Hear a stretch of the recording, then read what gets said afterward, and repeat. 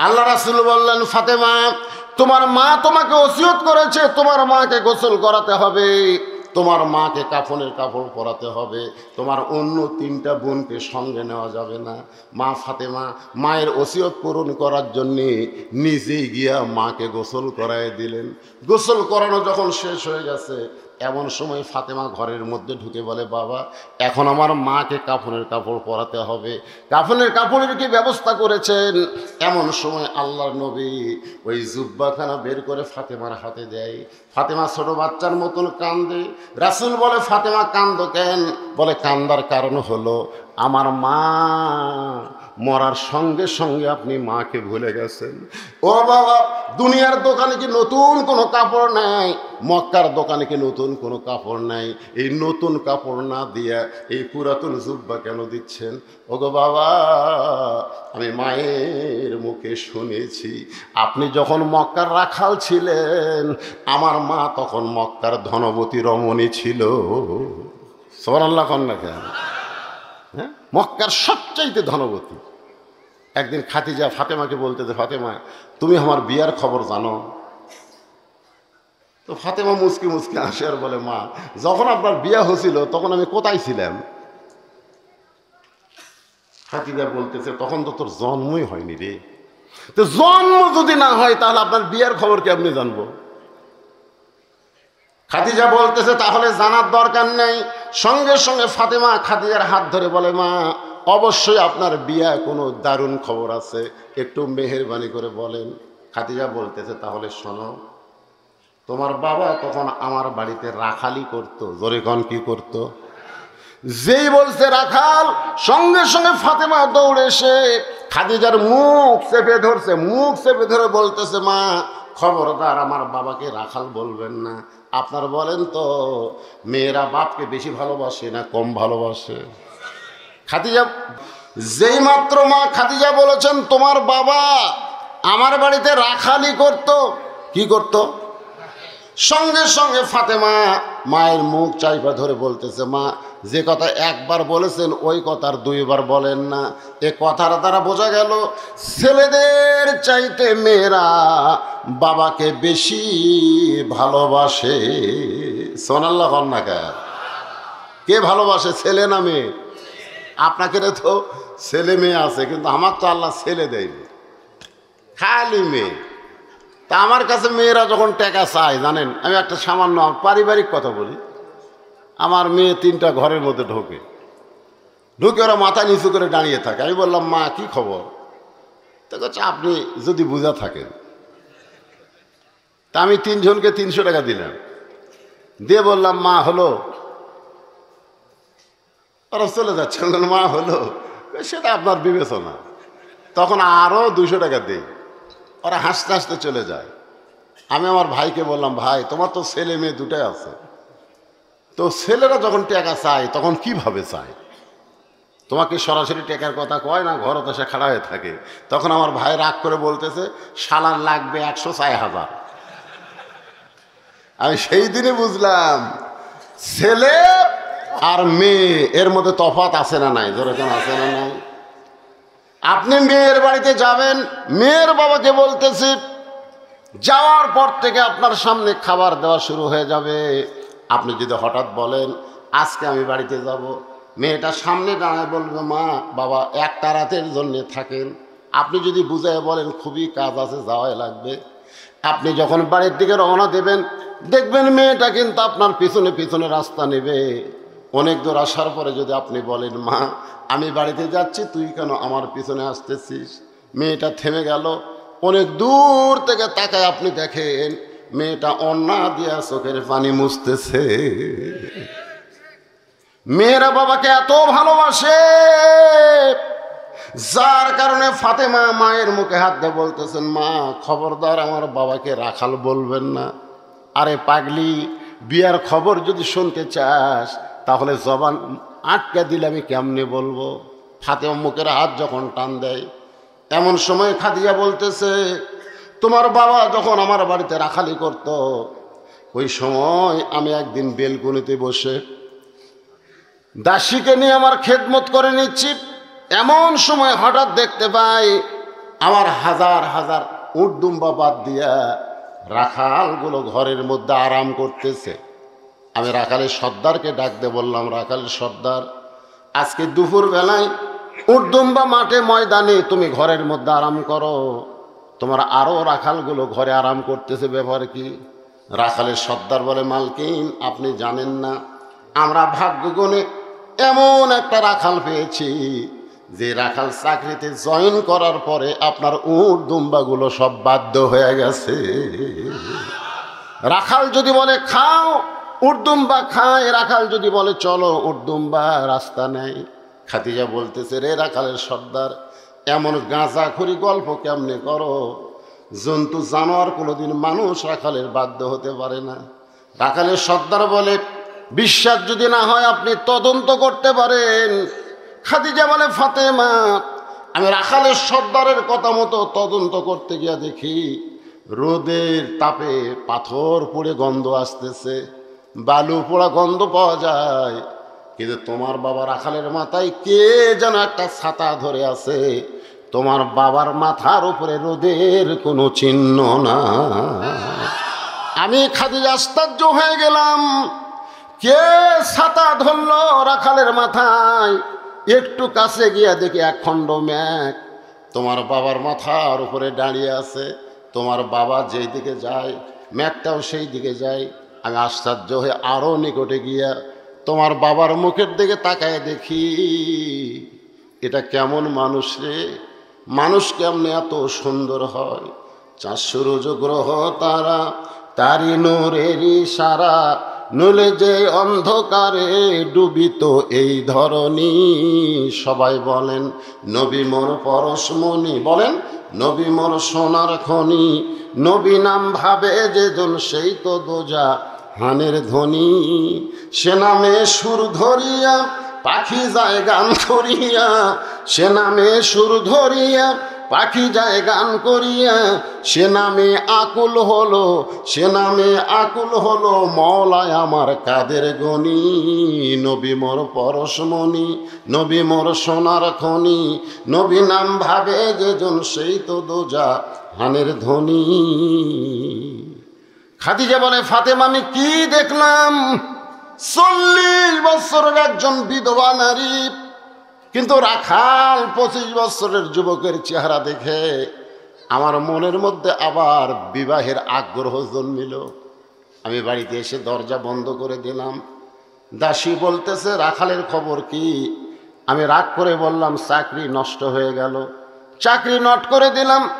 ও ফাতেমা, তোমার দাদা আবু তালেব আমার কাছে এসে বলে, খাদিজা আমার ইতিম ভাতিজার কি দোষ? রাখালের চাকরি কেন নট হয়ে গেল? আমি কইলাম, চাকরি বাদ দিয়া আমি আমার স্বামী হিসাবে তাকে গ্রহণ করতে চাই। ফাতেমা কান্দে আর বলে, বাবা, যেই মা আমার মক্কার সবচাইতে ধনবতী রমণী ছিল, একটা রাখাল থেকে আপনাকে স্বামী বানালো, আজকে সেই মা আমার কবরে যাবে, সেই মায়ের জন্য নতুন কোনো কাপড় আপনার মক্কার দোকানে নাই, এই পুরাতন জুব্বা কেন আমার মাকে দিবেন? আল্লাহ নবী বললেন, ফাতেমা, এই জুব্বা সাধারণ কোনো জুব্বা নয় মা, এই জুব্বার সাথে আল্লাহর কোরআনের সম্পর্ক রয়েছে। লিল্লাহে তাকবীর।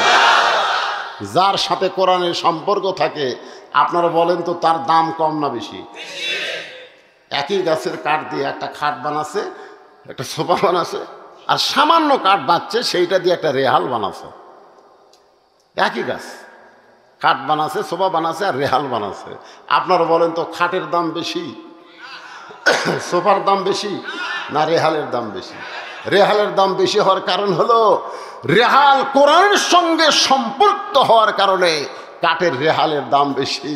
কাঠের রেহাল বলতেছে, এই খাট একই গাছের মধ্যে ছিলাম, তো কেউ লাত্তি দেয়? খাট কয় কি কোষ রে, আমার উপর লাত্তা লেত্তি শুরু হয়ে যায়। কে রে সোফা, তোর খবর কি? কয় পাও তোলা বসে ভাই। রেহাল কয়, আমার খবর জানিস? আমি একদিন কোরআন শরীফ লিবার যা হঠাৎ পড়ে গেছি, ওই লোকটা রেহাল আমাকে 3 বার চুমা খাচ্ছে রে, 3 বার চুমা খাচ্ছে। আমাকে ইচ্ছা করে ফেলা দেয়নি, কোরআন লিবার যা হঠাৎ অসতর্ক মুহূর্তে রেহালার পায়ের উপর পড়ছে, আমার 3 বার চুমা খাচ্ছে। সোফার খাট কান দেয়ার বলে আমাদের সম্পর্ক হলো মানুষের সাথে, এই জন্য লাত্তি খাওয়া, আর তোর সম্পর্ক হলো আল্লাহর কোরআনের সাথে, এই জন্য চুমা খাওয়া। আজকে বাংলার মুসলমানকে বলবো, লাত্তি খাওয়ার সাথে সম্পর্ক করবেন না, আল্লাহর কোরআনের সঙ্গে সম্পর্ক করা লাগবে। ধরে কোন কথা ঢুকছে না, কোরআনের সাথে সম্পর্ক করেন। কোরআনের কথা বললি মন খারাপ। এটা কি মনে করছেন? 11 সালে যখন হজ করবার গেলাম, আমার সঙ্গে এক পাগলা ছিল, বুঝলেন, ধনী মানুষ কিন্তু পাগলা। ওই যতবার তাওয়াফ করে ততবার ওই কাবা ঘর চুমা খায়, যতবার তাওয়াফ করে প্রত্যেক পাকে একবার করে কাবা ঘরের চুমা খায়। আমাকে কয়, হুজুর আপনি খান না কেন? আমি বললাম, ভাই যে ভিড়, ওটা চুমা খাবার গেলে কষ্ট হবে। হুজুর খালি 2 কোণে খালি এরকম মারবেন হুজুর, এমনি রাস্তা হয়েছে। আমি বললাম, পাগলা, একটা পাথরের কাবাক চুমা খাবার যায়, তুমি আসল কাবাক আঘাত করলে? তখন আমাকে কয়, হুজুর আপনি কি পাগল হয়ে গেছেন? আমি বললাম, পাগলা, তুমি যারে চুমা খেলে ওটা হলো পাথরের কাবা, আর যার বুকত আঘাত মারলে ওটা হলো আসল কাবা। বলে, হুজুর আমাকে বুঝা দেন। আমি বললাম, শোনো, আসরের নামাজের পরে রাসূল সাহাবীর দিকে মুখ ঘুরালেন। উমর ফারুক বললেন, হুজুর এতক্ষণ আপনি কাবার দিকে মুখ করে নামাজ পড়লেন, আর নামাজ শেষ করে আপনি কাবা পিছনে রাইখা আমাদের দিকে মুখ ঘুরালেন, কারণ কি? আল্লাহ রাসূল বললেন, এতক্ষণ নামাজ পড়লাম আল্লাহর হুকুমে একটা পাথরের কাবার দিকে মুখ করে, আর এখন মুখ ফিরাইছি হাজার হাজার আল্লাহর কাবার দিকে। সাহাবেরা বললেন, কেমনে? বলে, শোনো, ওই পাথরের কাবা থাকবে, বাইতুল মুকাদ্দাস থাকবে, পৃথিবীর সমস্ত মসজিদ থাকবে, তারপরে ইসরাফিল সিংহায় ফুৎকার দিলে কিয়ামত হবে। আর তোমাদের মতন আল্লাহওয়ালা একজন মুসলমান যতদিন দুনিয়াতে থাকবে ততদিন কিয়ামত হবে না। পাথরের কাবা কিয়ামত আটকাবার পারবে না, আল্লাহর মানুষ কাবা কিয়ামত আটকায় দিবে। জোরে কোন সুবহানাল্লাহ। আমি কইলাম, ভাই তুমি ওই কাবার চুমা না খায়া এই কোরআন শরীফে একটা চুমা খাও, পারবেন? পারবেন? অত সোজা লয়, এটা ধরবার গেলেও ঠেলা আছে। এখানে আল্লাহ বলেছে, লা ইয়ামাসসুহু ইল্লাল মুতাহহারুন, ততক্ষণ পর্যন্ত স্পর্শ করবার পারবা না যতক্ষণ পর্যন্ত তুমি পবিত্র না হবা। এটা এমন একটা কিতাব রে পাগলারা, যেটা ধরবার গেলে পবিত্র হইয়া ধরা লাগবে। জোরে কোন কথা ঠিক? আজকে মাদ্রাসার যায় দেখবেন 7 বছরের বাচ্চা কি করতেছে সকালবেলা,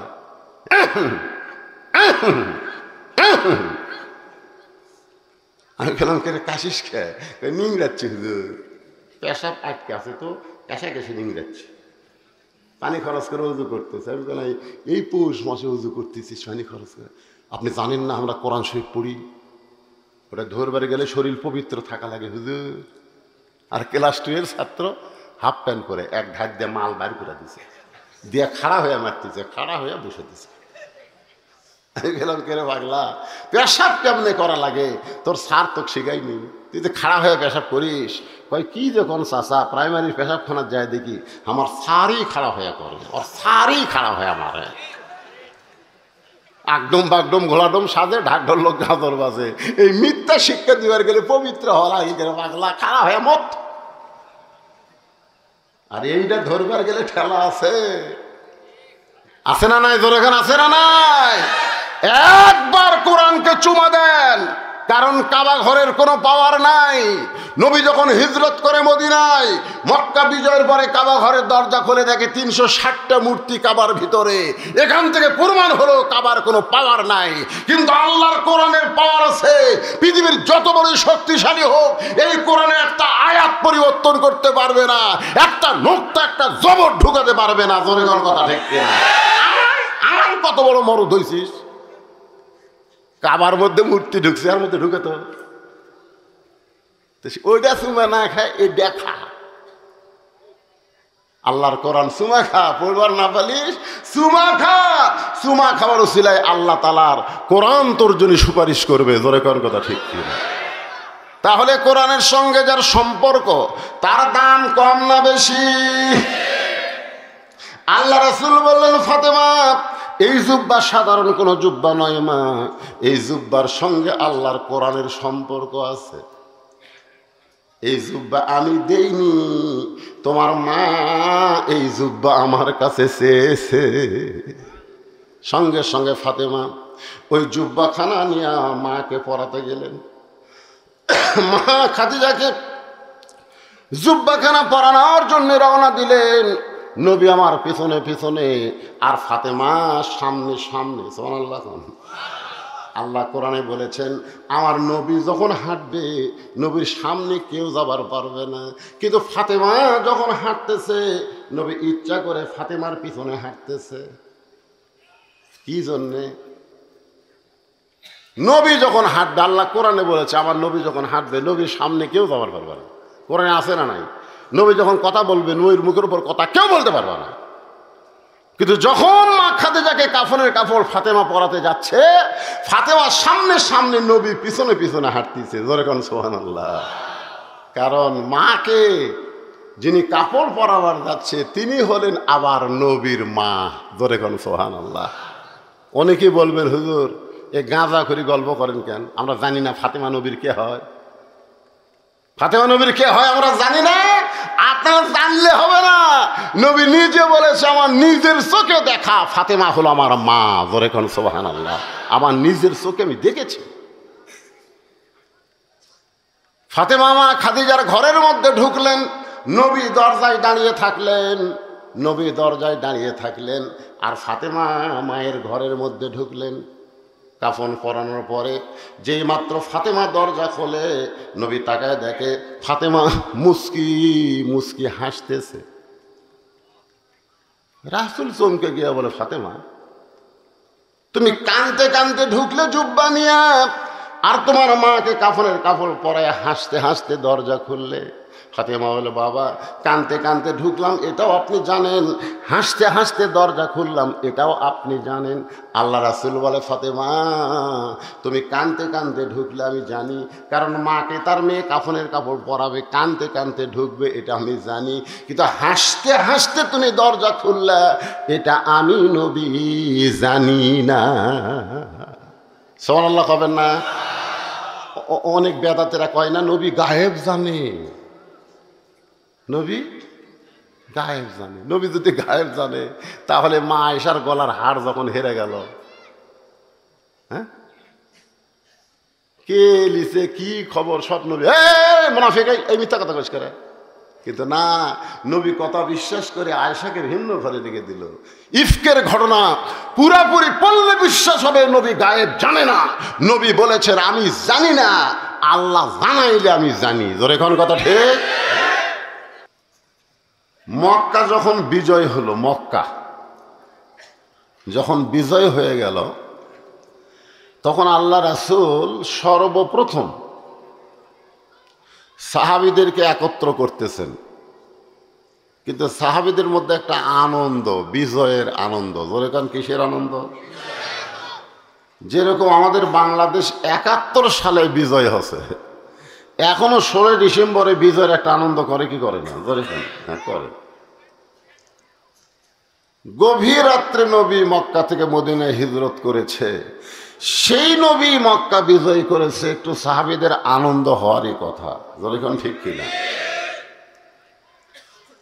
সমস্ত সাহাবীরা যখন আনন্দ মিছিল করবে, এমন সময় আল্লাহ তাআলা একটা সূরা নাজিল করলেন, যে সূরাটার নাম হলো সূরা নসর। সূরাটার নাম কি? নসর। আপনারা সকলেই জানেন। ইযা জাআ নাসরুল্লাহি ওয়াল ফাতহ ওয়া রাআইতান নাসা ইয়াদখুলুনা ফি দীনিল্লাহি আফওয়াজা ফাসাব্বিহ বিহামদি রাব্বিকা ওয়াস্তাগফির ইন্নাহু কানা তাওয়াবা। আল্লাহু আকবার। এই সূরাটা নাজিল করে আল্লাহ বুঝাই দিলেন যে মক্কা বিজয় হয়েছে, এইটা তোমাদের কারণে না, তোমরা 10,000 সাহাবী মদিনা থেকে মক্কা এসেছো, এই কারণেই মক্কা বিজয় হয়নি। মক্কা বিজয় হয়েছে আমার আল্লাহর সাহায্যে। জোরে কান, কার সাহায্যে? আজকে আমাদের বাংলাদেশ বিজয় হয়েছে কার সাহায্যে? না না, অনেক নেতারা কয় ভারত যদি আমাদের সহযোগিতা না করত আমরা বিজয় হতাম না।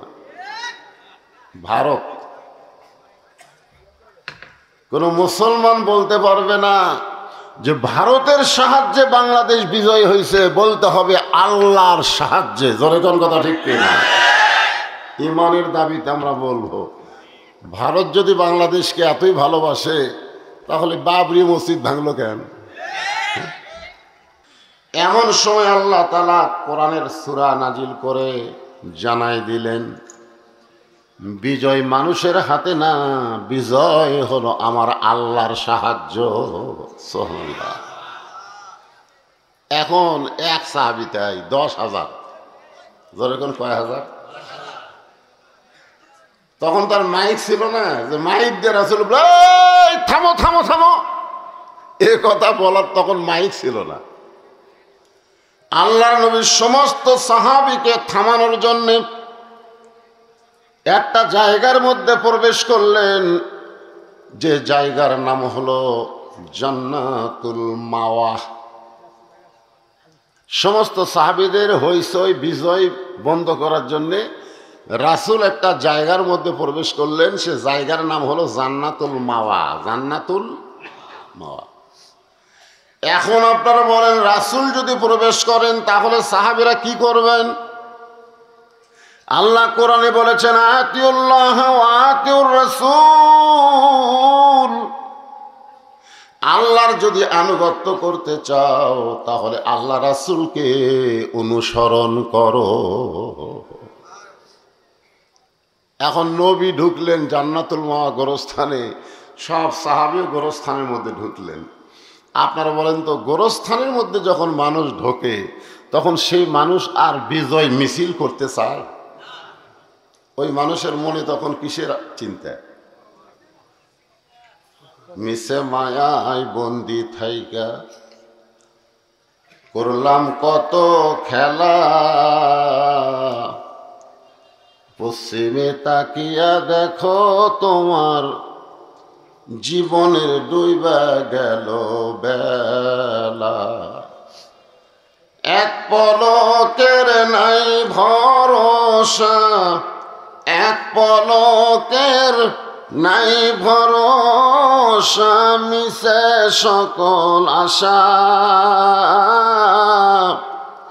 কখন বুঝি দারুণ ঝড়ে তোমার ভাঙবে দেহ বাসা। ওই বিল্ডিং বাসা না, এই বাসা ভাঙবে না, চুরমার হয়ে যাবে। কুল্লু মান আলাইহা ফান ওয়া ইয়াবকা ওয়াজহু রাব্বিকা যুল জালালি ওয়াল ইকরাম। একমাত্র আল্লাহ ছাড়া পৃথিবীর সবাই ধ্বংস হয়ে যাবে। সমস্ত সাহাবীদের হইচই বন্ধ। আল্লাহর নবী একটা কবরের পাশে দাঁড়ালেন। একটা কবরের পাশে দাঁড়ায় নবীর চোখ দিয়ে দর দর করে পানি পড়তেছে। জান্নাতুল মাওয়ার মধ্যে হাজার হাজার কবর, কিন্তু নবী একটা কবরের কাছে দাঁড়ায় কাঁদতেছেন। সাহাবেরা বললেন, এ রাসূলুল্লাহ, যেই কবরের পাশে দাঁড়ায় আপনি কাঁদতেছেন, এই কবরটা কার? আল্লাহর নবী বললেন, এই কবরটা হলো আমার দরদের বিবি খাদিজা। তাহলে জান্নাতুল মাওয়ার মধ্যে যার কবর, সেই কবরটা কার? খাদিজা। খাদিজা মানে আপনারা বুঝতেছেন না। 10,000 সাহাবীর মধ্যে মাত্র 300 জন সাহাবী। কতজন? 300 জন সাহাবী মা খাদিজা সম্পর্কে জানে। কারণ মা খাদিজা যখন দুনিয়া থেকে বিদায় নিয়েছে তখন নবীর সাহাবীর সংখ্যা ছিল মাত্র 300 জন। ধরে এখন কয়জন? রাসূল 13 বছর মক্কায় ছিল, কলেমার দাওয়াতে মুসলমান হয়েছিল মাত্র ৩০০ জন। কতজন? ১৩ বছরে কয়শো? ৩০০। আল্লাহ রাসূল বলেন, আল্লাহ এইভাবে দাওয়াত দেই, মুসলমান হয়, ওরা আবার পিটাই মারে। কি করে মারে? এইভাবে কতদিন কলেমার দাওয়াত দেব? মানুষ তো খুব একটা বাড়তিছে না। আল্লাহ তখন বললেন যে হবে না, আপনাকে মক্কার থেকে মদিনায় পাঠান লাগবে। দরকার কোথায় পাঠান লাগবে? রাসূল হিজরত করে মদিনায় গেলেন মাত্র ৮ বছরে।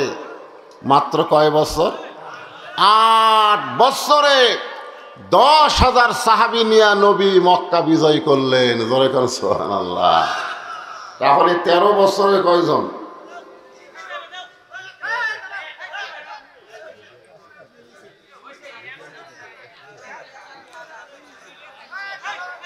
কি বিপদ রে বারে! ওয়াজত যখনই টান দিব তখনই যদি হয়ে যায় করে, কেবল একটু ওয়াজত টান মারতেছি। যেরকম কি মারতেছি? এ টান এসে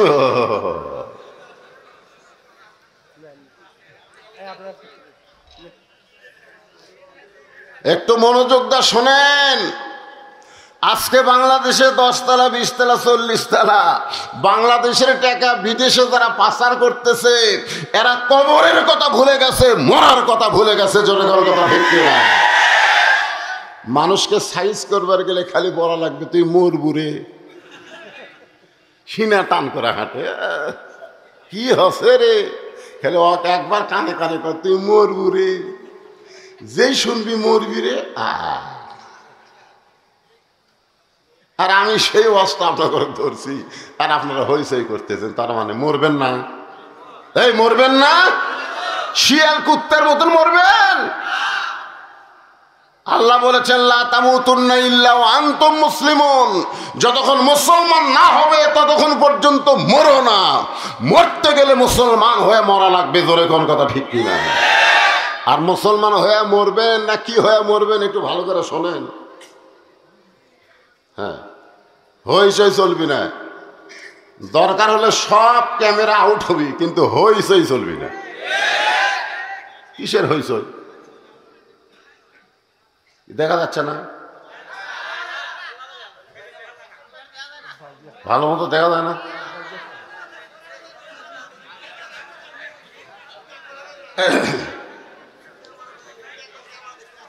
বাবা একটু ধৈর্য ধরেন, একটু চেষ্টা করেন। হ্যাঁ, একটু কষ্ট কর। কি করবেন কন? এই যে মিডিয়াগুলা, এই মিডিয়াগুলা খালি আপনাকে পাইকর তলিত নাই। এখানে যদি লাইভ দেয় তো গোটা বিশ্বে যে জায়গায় মুসলমানেরা আছে প্রত্যেকটা মুসলমান আজকে পাইকর তলির ওয়াজ দেখতেছে। আরে আপনারা তো আর কয়জন? লক্ষ লক্ষ। যারা সৌদি আরব আছে, মালয়েশিয়া আছে, আমেরিকা আছে, লন্ডন আছে, বাংলাদেশে আছে না নাই? আমাকে সারাদিন মোবাইল বন্ধ রাখতে হয়, খালি বিদেশি লোকের মোবাইলের অত্যাচার। হুজুর আমি মালয়েশিয়া থেকে বলতেছি, হুজুর আমি সৌদি আরব থেকে বলতেছি, হুজুর আমি বাহরাইন থেকে বলতেছি, আপনার ওয়াজ আমি শুনি হুজুর। এগুলোর দরকার আছে, বুঝেন না? হইচই না করে একটু ধৈর্য ধরেন। কি করবেন?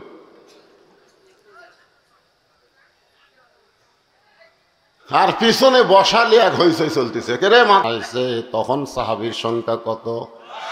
10,000।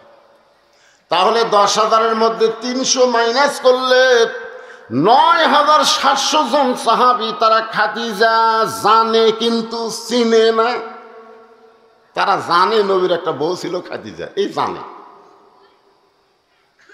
ওই 9,700 জন বললেন ইয়া রাসূলুল্লাহ, মা খাদিজা সম্পর্কে আমরা শুনেছি, কিন্তু মা খাদিজা সম্পর্কে জানি না। আজকে যেই কবরের পাশে দাঁড়ায় আপনার কাঁদতেছেন, এই মা খাদিজা সম্পর্কে আমরা একটু জানতে চাই। একটু কি করতে চাই? আল্লাহ রাসূল বললেন, রে সাহাবীরা, খাদিজার সম্পর্কে তোমরা কি জানবে? বরং খাদিজার জীবনের একটা আমলের কথা তোমাদেরকে শোনাই। খাদিজার সম্পর্কে তোমরা কি জানবা? খাদিজার জীবনের একটা আমলের গল্প তোমাদের শোনাই। আমল, জোরে কন কি? সাহাবীরা বললেন, ইয়া রাসূলুল্লাহ, মা খাদিজার জীবনে এমন কি আমল ছিল? রাসূল বললেন, খাদিজার জীবনের সবচাইতে বড় আমল হলো সব সময় কবরকে স্মরণ করত। সবচাইতে বড় আমল হলো সব সময়, যে কোনো সময় কবরে যাওয়া লাগবে। আপনাদেরও জীবনের সবচাইতে ভালো আমল হবে যে কোনো মুহূর্তে কবরে যাওয়া লাগবে। রাসূল বলেছেন, তুমি যেই নামাজ আদায় করতেছো, তুমি যদি মনে করো এটাই আমার জীবনের শেষ নামাজ, তাহলে ঘড়ি ধরে তুমি নামাজ আদায় করবা না। জোরে কোন কথা ঠিক কিনা? বারবার খালি ঘড়ি দেখে, বারবার আসর কয়টায়, কয় 4টায়। আর কয় মিনিট রে? এখনো 5 মিনিট। এই 5 মিনিটের মধ্যে 6 বার ঘড়ি দিচ্ছে, 6 বার ঘড়ি দেখে আমার পাশের লোককে বলে, ভাই আর কয় মিনিট আছে? আরো 2 মিনিট। হ্যাঁ, ঘড়ি লড়তেছি না রে। আপনি জানেন ওই নামাজ আপনার জীবনের শেষ নামাজ, আর হয়তো নামাজ পড়ার হায়াত নাই। এখানে যে আপনারা এসেছেন, এখান থেকে বাড়ি পর্যন্ত ফিরে যাওয়ার পারবেন তার কোনো গ্যারান্টি নাই। কিন্তু আপনারা যে কবরে যাবেন এটা সত্য। কি নিয়ে যাবেন? ওই যে একজন গায়ক কয়নি, কিন্তু যেদিন ডাক পড়িবে, কিন্তু যেদিন ডাক পড়িবে কবর মাঝে যাইতে, জোগাড় কিছু করছো বন্ধু তার মাঝে বিছাইতে। ডানে কবর বামে কবর, নিচে কবর আছে যে, ওপর দিকে চাইয়া দেখো বাঁশের ছাউনি দিছে কে।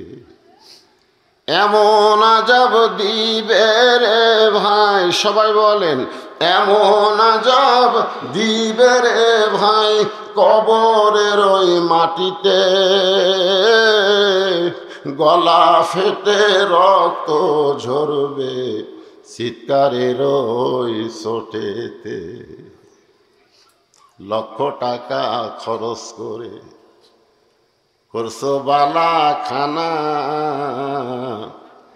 হীরামণি মুক্তা দিয়া পালঙ্গের সামানা। একটু শোনেন, সমস্ত সাহাবী বলতেছে, ইয়া রাসূলুল্লাহ, মা খাদিজার জীবনের সবচাইতে ভালো আমল কি? রাসূল বললেন, জীবনের সবচাইতে গুরুত্বপূর্ণ আমল হলো যে কোনো সময় মৃত্যুবরণ করবে, যে কোনো সময় মৃত্যুবরণ করবে। আজকে আমরা ফাঁসির আসামি নিয়ে টেনশন করি, অমুকের ফাঁসি হলো, অমুকের ফাঁসি হবে, কিন্তু আমি নিজে মরবো এই নিয়ে আমার কোনো টেনশন নাই। ঠিক কিনা? খান পেপারে পড়তেছে, হ্যাঁ অমুকের ফাঁসি হলো, 2 কান্দের 2 ফেরেশতা কয়, শয়তান, অমুকের ফাঁসি হলো পড়িস না, তুরই মৃত্যু হবি। ফাঁসির তারিখ আছে রে, মরার কোনো তারিখ নাই। জোরে খান কথা ঠিক কিনা? ফাঁসির তারিখ নাই যে অমুক তারিখে রাত 12:30টায় ফাঁসি দেওয়া হবে। মরার আগে তওবা তাফসীর, কোরআন তেলাওয়াত, নামাজ, কান্নাকাটি যা করার সব করছে। যখন ফাঁসির দড়ি গলায় দিচ্ছে তখন কলেমায় শাহাদত পড়তে পড়তে তার ফাঁসি কার্যকর হচ্ছে।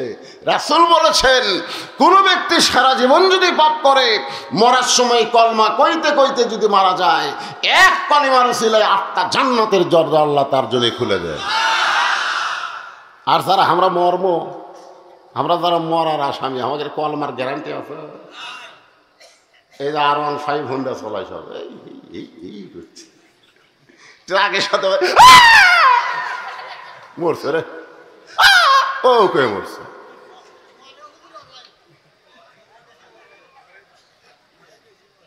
তা আমরা যারা এখানে বসে আছি, আমরা সবাই মৃত্যুর আসামি। জোরে কান, কিসের আসামি? কখন মৃত্যু হবে সবাই জানি না, কে যে কোনো সময়। আমি যেই বলবো কখন মৃত্যু হবে বলবেন যে কোনো সময়। গভীর রাত্রে খাদিজাতুল কুবরা আল্লাহর নবীর ডান হাতখানা বুকের উপরে নিয়ে কাঁদতেছে। রাসূল বলে, খাদিজা কান্দার কারণ কি? বলে, কান্দার কারণ হলো আপনি না ঘুমাইলে আমি কোনোদিন ঘুমাই না। ওগো নবী, আপনি যখনই ঘুমান, আপনি ঘুমানোর পরে আমি খাদিজা ঘুমাই। সুবহানাল্লাহ। কি বউ রে, আপনি না ঘুমাইলে আমি কোনোদিন ঘুমাই না। নবী চমকে গিয়ে বলে, খাদিজা আমি না ঘুমাইলে আপনি কেন ঘুমান না? খাদিজা বলে, হুজুর, দুনিয়াতে কোনো মেয়ের যখন বিয়া হয় তখন মেয়েকে স্বামীর হাতে তুলে দেয়। এই দুনিয়াতে যত মেয়ে মানুষের বিয়া হয়েছে, বিয়া হওয়ার পরে বউকে কার হাতে তুলে দেয়? কিন্তু আপনার সঙ্গে আমার যখন বিয়া হলো, আমি খাদিজার হাত আপনার হাতে কেউ তুলে দেয় নাই, বরং আপনার চাচা আবু তালেব আপনার দুই হাত আমার দুই হাতের উপরে উঠে দিয়ে বলে, খাদিজা, আজ থেকে আমার এতিমের দায়িত্ব তোমাকে দিয়া দিলাম। শিশুকালে মইরা গেছে মা, গর্ভে থাকতে মরছে পিতা, নবী চোখে দেখলেন না। কে করিবে লালন পালন, কে করিবে লালন পালন, কে দিবে সান্ত্বনা? এই দুনিয়ার বড় এতিম নবী ছিলেন একজনা। হুজুর, বিয়ের সময় যখন আপনার দুই হাত আপনার চাচা আমার হাতে তুলে দিয়েছে, সেদিন থেকে আমার দায়িত্ব হলো আপনি না ঘুমাইলে আমি ঘুমাই না। জোরে কোন সুবহানাল্লাহ। ওগো নবী, আপনি যখন ঘুমায় গেছেন, এমন সময় আমি ঘুমের দোয়া পড়লাম, আল্লাহুম্মা বিইসমিকা আমুতু। এই আপনারা পড়েন না? এই ছেলেরা, এই যুবকেরা, এই তোমরা তো কানের মধ্যে হেডফোন দিয়ে গান শুনতে শুনতে ঘুমাও, দরজা জানলা বন্ধ করে দিয়ে মোবাইল চালু করে অশ্লীল ভিডিও দেখো, সকালবেলা বন্ধুর কাছে গল্প করো, আজকে রাত্রে তা দেখছি ভাই। কেউ দেখেনি, কেউ দেখেনি, দরজা জানলা বন্ধ করে দেখছি রে, দুই কান্দের ফেরেশতা কয় শয়তান, কেউ দেখেনি তো আমরা ঘুম পাচ্ছি। খালি যদি আমাদের ঈমান থাকতো, ফেরেশতারা লিখতেছে, আল্লাহ দেখতেছে, এই বাংলাদেশে কোনো অন্যায় হতো না। জোরে কোন কথা ঠিক না? ফেরেশতারা লিখতেছে, কে দেখতেছে? সব ভুলে গেছে। আর খালি বলবি, হুজুর রাজনীতির অর্জন করেন না। কিসের রাজনীতি? কিসের রাজনীতি? মুসলমানের ইমানটাই হলো আসল নীতি। জোরে কোন কথা ঠিক? আপনাদের ইমান কি কয়? এই যুবকেরা কি ইমান কয়? দাদা মরছে, বাপ আছে, তারপরে আমি লাইনে আছি। কি আগে মরবে এটা জানা নাই বাজান, একটু মনোযোগ দিয়ে শোনেন। বিস্মিকা আমুতু শব্দ যখন উল্লেখ করেছে, মা খাদিজা বলতেছে, আমি অন্ধকার কবরকে দেখতে পাই। আপনি বলেছেন সর্বশেষে যেই ব্যক্তি কবরে যাবে, ওই কবরের ঘরে তাকে 50,000 বছর থাকা লাগবে। সর্বশেষে যেই ব্যক্তি কবরে যাবে, কয় বছর? যেই কবরে কোনো আলো নাই, যেই কবরে কোনো বালিশ নাই, যেই কবরে কোনো খেতা নাই, যেই কবরে কোনো চাদর নাই, যেই কবরে কোনো সঙ্গী নাই, ওই অন্ধকার কবরে 50,000 বছর কেমনে থাকবো, এই চিন্তায় আমার চোখে ঘুম ধরে না। সবসময় চোখ দিয়ে দর দর করে পানি পড়ে। সঙ্গে সঙ্গে আল্লাহর নবী খাদিজার কপালে একটা চুমা দিলেন। সুবহানাল্লাহ। আল্লাহ রাসূল বলেছেন, তোমাদের বিবির কপালে তোমরা যদি একটা চুমা দাও, তোমাদের আমল নামায় একটা উমরা হজের সওয়াব হবে। সুবহানাল্লাহ। কারা করলো? যারা বিয়ে করেনি তারা।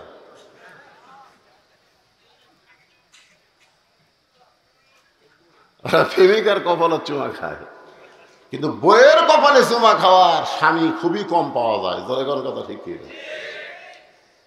আজকে আপনারা একটা ওমরা হজের সব পাবেন যদি বইয়ের এই জায়গাতে আমাদের তাকান, এই জায়গাতে একটা শব্দ করে চুমা খান। এক সময় একটা ওমরা হজ কিনে 2 লাখ টাকা খরচ করে মক্কা মদিনা যাওয়া লাগবে। এই তোর বাড়িতেই হজ আছে, খালি জাগা মতো চুমা খাওয়া লাগবে। জোরে জোরে কথা ঠিক কিনা? আজকে ওয়াজ শোনার পরে বাড়িতে যাবেন, বউ যখনই দরজা খুলে দিবে কপালতে একটা চুমা বসাবেন। আপনারা খুশি না বেজার? কিন্তু অনেক মেয়েরা বেজার, হুজুর যে বিড়ি খাওয়া খায় কপালত চুমা খালি আমার বমি হয়ে যাবি ওর মুখের গন্ধে।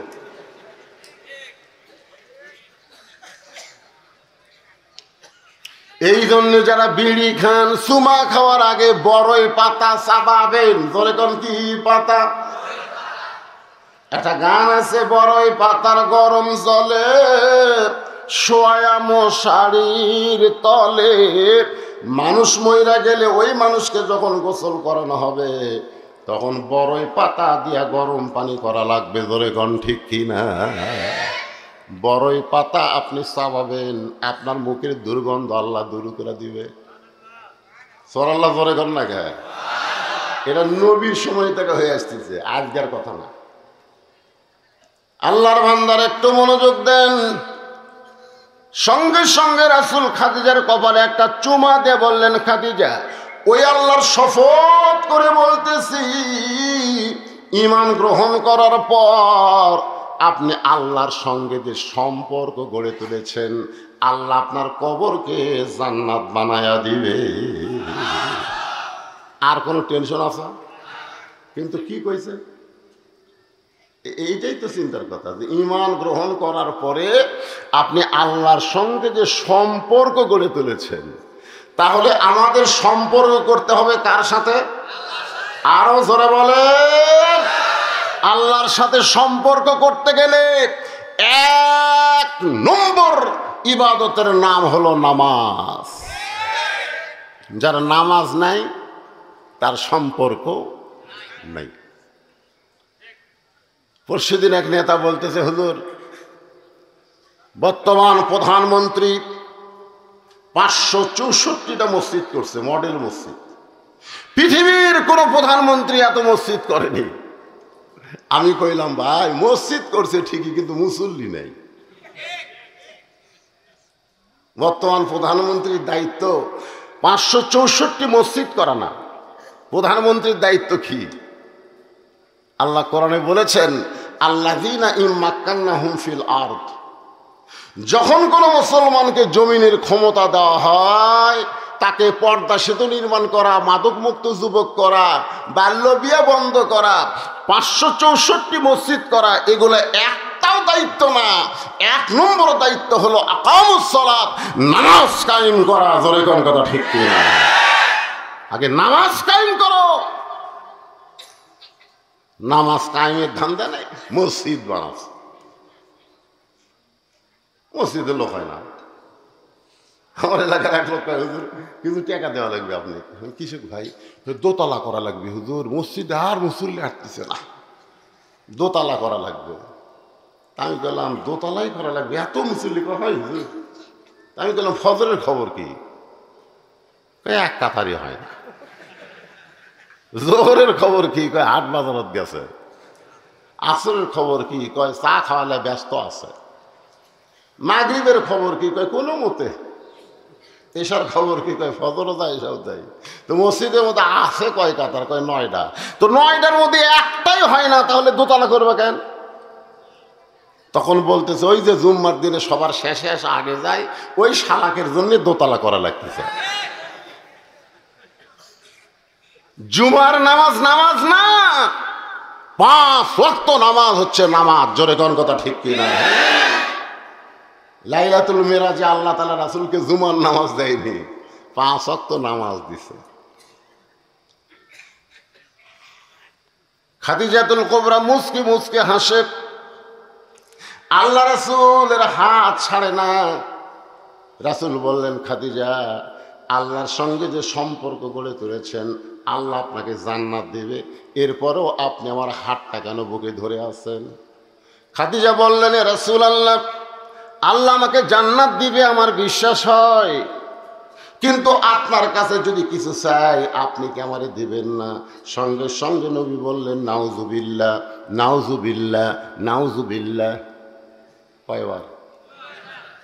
যেই খাদিজা বলতেছে আপনার কাছে যদি কিছু চাই আপনি কি আমাকে দিবেন না, সঙ্গে সঙ্গে নবী 3 বার নাউজুবিল্লাহ বললেন। নবী বুঝাই দিলেন খাদিজা, ইমানদার বান্দা বান্দি যারা একমাত্র আল্লাহর কাছে চাবে তারা আল্লাহ ছাড়া অন্য কারো কাছে চাওয়া যাবে। তাহলে যারা বলতেছে আমার দয়াল বাবার দরবারেতে কেউ ফিরে না খালি হাতে, আমি শুনলাম আপনাদের পাশে ভেগুরিয়া না, এই ভেগুরিয়া এক বক্তা দাওয়াত দিচ্ছে, যেই বক্তা সরাসরি শিরক করেছে। আল্লাহর ধন নবীরে দিয়া, আল্লাহ আছে গায়েব হইয়া, নবীর ধন খাজানিয়া শুয়া আছে আজমিরে, কেউ ফেরে না খালি হাতে খাজারে তোর দরবারে। এই নাউজুবিল্লাহ একজন করলেন, একজন করেন কেন মুসলমান? কতগুলো জায়গায় আসতে বললে হবে না। বউ যদি স্টার জলসা জি বাংলা দেখে আর আপনি যদি আস্তে আস্তে কোন লক্ষ্মী, ও লক্ষ্মী, লক্ষ্মী হিন্দু করে চ্যানেল দেখো না লক্ষ্মী, এটা আসতে কয়ে খাওয়া আসা 1.5 হাতা লাঠি দেওয়া লাগবে। আমি মুসলমান মসজিদে এশার নামাজ আদায় করলাম আর আমার ঘরে হিন্দু করে হরি হরি লোলো পূজা বাঁচতেছে, আমার বউ স্টার জলসা জি বাংলা দেখবে, সেই বউকে বাদ দিয়ে দরকার হলো আর একটা বিয়ে করবো, ধরে কোন কথা ঢুকছে না। সব জায়গাতে আসতে কথা, কেউ ফেরে না খারি হাতে খাবারে তোর দরবারে, এটি আসতে নাউজুবিল্লাহ করে চলবে?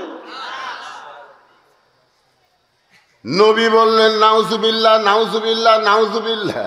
খাদিজা বললেন হুজুর নাউজুবিল্লাহ 3 বার বলার কারণ কি? আল্লাহর নবী বললেন আল্লাহ ছাড়া ইয়া কানা বুধু পড়েন, ইয়া কানা বুধু ও ইয়া কানাস্তাঈন।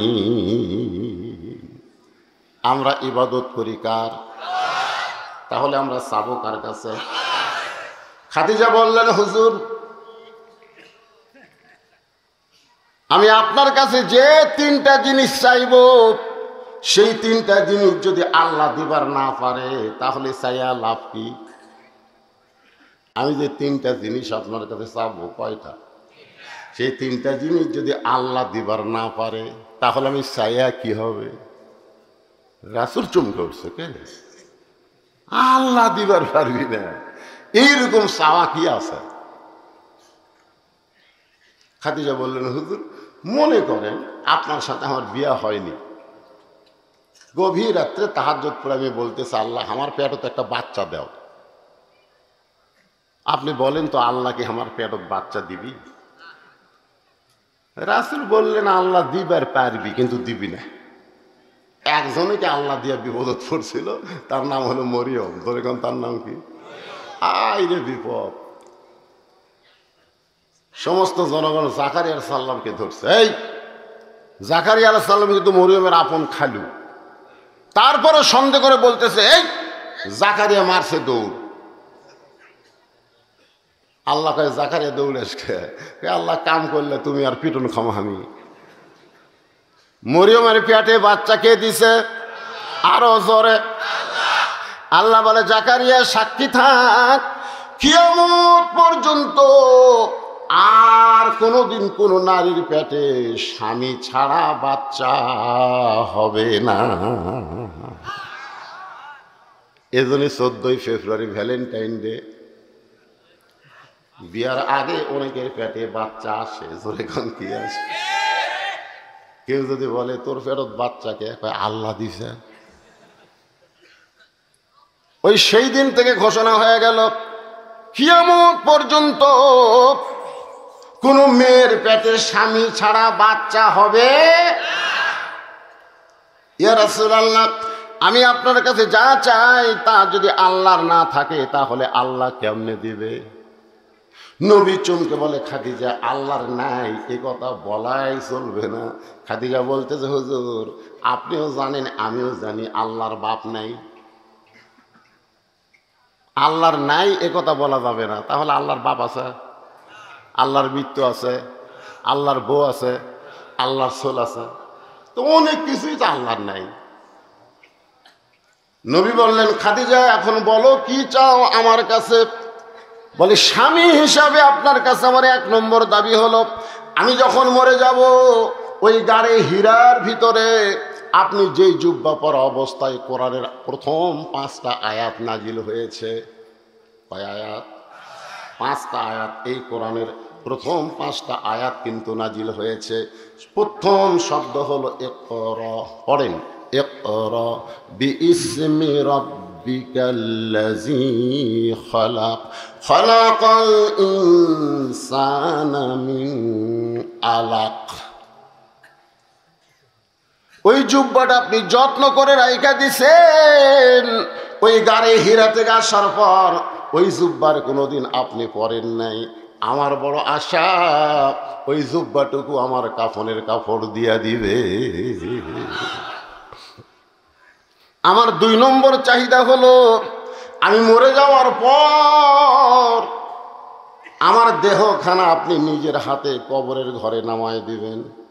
আমার 3 নম্বর চাওয়া হলো, কবরে মাটি দেওয়ার পরে সবাই যখন চলে যাবে এমন সময় 2টা ফেরেশতা কবরের মধ্যে আল্লাহ পাঠায় দিবে।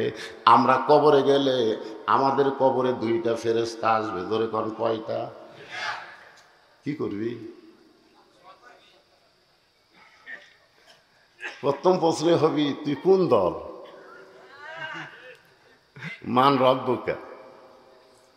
ফেরেশতা আসিয়া যখন জিজ্ঞাসা করিবে, দিন কি তোমার মাবুদকে, বা তখন কি বলিবে?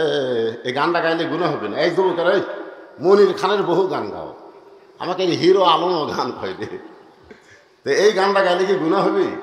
তাহলে আমার সঙ্গে বলো, ফেরেশতা আসিয়া যখন জিজ্ঞাসা করিবে, দিন কি তোমার মাবুদকে, বা তখন কি বলিবে? আল্লাহ বিনে নাই রে মাবুদ। সবাই বলেন, আল্লাহ বিনে নাই রে মাবুদ। জবানে তাই বলো রে বলো মুখে, আল্লাহ রাসূল সবে বলো। মুনকির নাকির 3টা প্রশ্ন করবে, আমি উত্তর দিবার পারবো না, আমার পক্ষ থেকে আপনাকে উত্তর দেওয়া লাগবে। সঙ্গে সঙ্গে নবী খাদিজার কপালে আর একটা চুমাতে বলে, খাদিজা ওই আল্লাহর শপথ করে বলতেছি, আমার আগে যদি আপনার মৃত্যু হয় তাহলে আপনার 3টা চাওয়াই আমি পুরা করব ইনশাআল্লাহ। কি বলছে? না না, তার আগে কি বলছে? আমার আগে যদি আপনার মৃত্যু হয়। এখান থেকে বোঝা গেল কে কখন মরবে এটা আল্লাহর নবীও, কিন্তু হামাকের মধ্যে কিছু লোক জানে না, খাড়া হওয়ার পারে না, ঠিক মতো দাঁড়াবার পারে না, 2জন মাজা ধরে থাকে, তারপরও হাত দিয়ে ডাকে আর খেলা হবি খেলা হবি। জোরে কথা। আরে পাগলা, 5 তলা তুঠে 1.5 লাখ টাকার খাট, 12,000 টাকার কম্বল পৌষ মাসের দিনে ওড়ে তামানে দিয়ে কয়, আমার বাড়ি আমার ঘর, আমাকে নামাইকে, আমাকে নামানোর কেউ নাই। 2 কান্দে 2 ফেরেশতাকে আল্লাহ ই কি কইল? ওই কয় আমার বাড়ি আমার ঘর, আমাকে নামাইকে। এ কথা কি ঠিক? আল্লাহ বলতেছে, একটু ধৈর্য ধর, একটু ধৈর্য ধর, জনগণক নামান লাগবে না। রাত 3টার সময় একটা ভূমিকম্প হচ্ছে। জোরে কর, কি কম্প? ওই এত ফোর্সে নামছে যে কম্বলের মধ্যে লঙ্গি খুলে আছে, ওটাও পরার টাইম পাইনি। ফেরেশতাকে আল্লাহ নামাইলা তাই করে ন্যাংটা করে নামাইলা। মানুষের কোনো অহংকার করার সুযোগ নাই। যারা মৃত্যু পথযাত্রী, যে কোনো সময় মৃত্যু হবে, তাদের অহংকারী কোনো কথা বলা যাবে না। জোরে কোন কথা ঠিক না, কোনো অহংকার চলবে না। রেজাল করিম কাউসারি ভোগ হয়ে গেছে, 2টার দিকে আসবে, দুধ গরম করে থো। একই সাথে ওয়াজ, একই থানায় বেলকুচি, আমি এক সাইডে এক সাইডে। আমারই কয় ভাই আপনি কয়টায় উঠবেন? আমি বললাম 10টায় উঠবো। আপনি কয়টায় উঠবেন? ওই 10টার দিকে। পর্দার মোড়ে গিয়ে কিন্তু একসাথে চা খাবো। আমি ওয়াজ শেষ করে মোবাইল আমার বাজলো, রেজাল্ট করিম না কাউসারির কল থেকেই, মোবাইল থেকেই কল করছে। আমি সালাম দিয়ে বললাম ভাইজান আপনি কি টেস্ট থেকে নামছেন? ইতিমধ্যে তার সাহাবী বলতেছে হুজুর এনায়েতপুর হাসপাতালে মারা গেছে। হ্যাঁ, অহংকার করে পাও ফেলাও। একটু মনোযোগ দিয়ে শুনবেন। আল্লাহর নবী বললেন আমার আগে যদি আপনার মৃত্যু হয় তাহলে আপনার 3টা চাওয়াই আমি পুরা করব। এই কথার দ্বারা নবী বুঝাই দিলেন কে কখন মরবে এটা আল্লাহর নবীও জানে না। মা খাদিজা দুনিয়া থেকে বিদায় নিলেন। দুনিয়া থেকে বিদায় নেওয়ার পরে নবী তাকায় দেখে খাদিজার পেট থেকে 4টা মেয়ে। ধরে কোন কয় মেয়ে? আপনারা মেয়েগুলার নাম জানেন? নবীর মেয়ের নাম আপনারা জানেন না। শাহরুখ খানের মেয়ের নাম জানে, নবীর মেয়ের নাম জানে না। নবীর 4টা মেয়ে, একটা হলো জয়নাব, জোরে বলেন নাম কি? একটা হলো রোকেয়া, নাম কি? একটা হলো কুলসুমা, নাম কি? আর একটার নাম সবাই জানে, কারণ প্রত্যেক জুমার দিনে ইমাম সাহেব বলে সাইয়্যিদাতুন নিসায়ে আহলিল জান্নাহ ফাতেমাতুজ যোহরা। এই নামটা সবাই জানে, জানে কি জানে না? আজকে এক ভাই আমাকে বলতে তো হুজুর পরিবেশ খুব একটা ভালো না, খালি ফাতেমার ওয়াজ দিয়ে যাবে। কার ওয়াজ? 4টা মেয়ে কাঁদতেছে নবীর। নবী তাকায় দেখে 3টা মেয়ে শব্দ করে কাঁদতেছে। কুলসুমা, রোকেয়া, জয়নাব এরা শব্দ করে কাঁদতেছে আর বলতেছে আমার মা মইরা গেছে রে, কোথায় গেলে মাকে পাবো বলে দাও না আল্লাহ রে, এই আমার মা মইরা গেছে রে। মেয়েরা কিন্তু এরকম করে কান্দে, কান্দে কান্দে না, আমার বাবা মইরা গেছে রে, মরার আগে খাট দিবার চাছিল, সেই খাট আমাকে দিবে কে, এই আমার বাবা মইরা গেছে রে। মরার আগে কি দিবার চাইছিল? খাট। তখন বড় ভাই যায় কয় কান্দিস না, বাবা যেটা দিবার চাইছিল সেই খাট আমি দেবো রে। তখন আবার বলতেছে বাবা আমার মইরা গেল, বড় ভাই খাট দিল, এখন খাটের তোষক দিবি কে, আমার বাবা মইরা গেছে। তখন ছোট ভাই যায় বলতেছে পাগলি কান্দিস না, তোষক বালুস আদর ফাদর যা লাগে সব আমি দেবো। তখন সাইডে যায় বলতেছে মানুষ বুড়া হলে তো মরবি। নবী তাকায় দেখি 3টা মেয়ে তার বিনায় কি করে কাঁদতেছে, কিন্তু একটা মেয়ে ফাতেমা তার চোখ দিয়ে শুধু পানি পড়তেছে, কিন্তু জবানে কোনো শব্দ না। 2 চোখ দিয়ে শুধু পানি পড়তেছে, কিন্তু সে যে কাঁদতেছে তার কান্নার জবানে কোনো শব্দ নেই।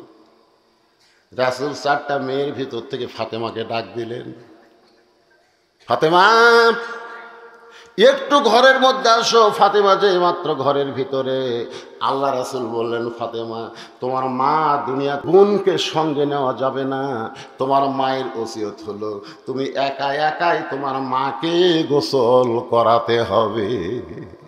এখন আপনারা বলেন মরা মানুষ মরার আগে ওসিয়ত করা জায়েজ আছে না নাই? আপনি ওসিয়ত করবেন আমি 5 ওয়াক্ত নামাজ পড়ি, আমি মরার পরে কোনো বেনামাজে আমার কবর যেন না খোঁড়ে। এই জান্নাতুল মাওয়া গোরস্থান তারা তৈরি করছেন, আমি তাদেরকে জোড়হাত করে বলতেছি কোনো বেনামাজে যেন কোদাল ধরবার না পারে।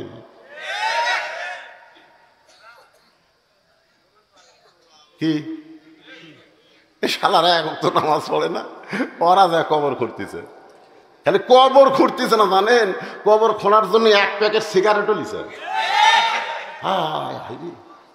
সিগারেট টানতেছে আর কোদাল মারতেছে। ফেরেশতা কয় আল্লাহ ই কি পুকুর খুঁড়তেছে না কবর খুঁড়তেছে? হ্যাঁ একটা কবর ঘুরতে ঘুরতে মানুষ আল্লাহর ওলি হয়ে যায়, জোরে কোন কথা ঠিক কিনা? আর এরা কবর ঘুরতে ঘুরতে সীমার হয়ে গেছে, সীমার।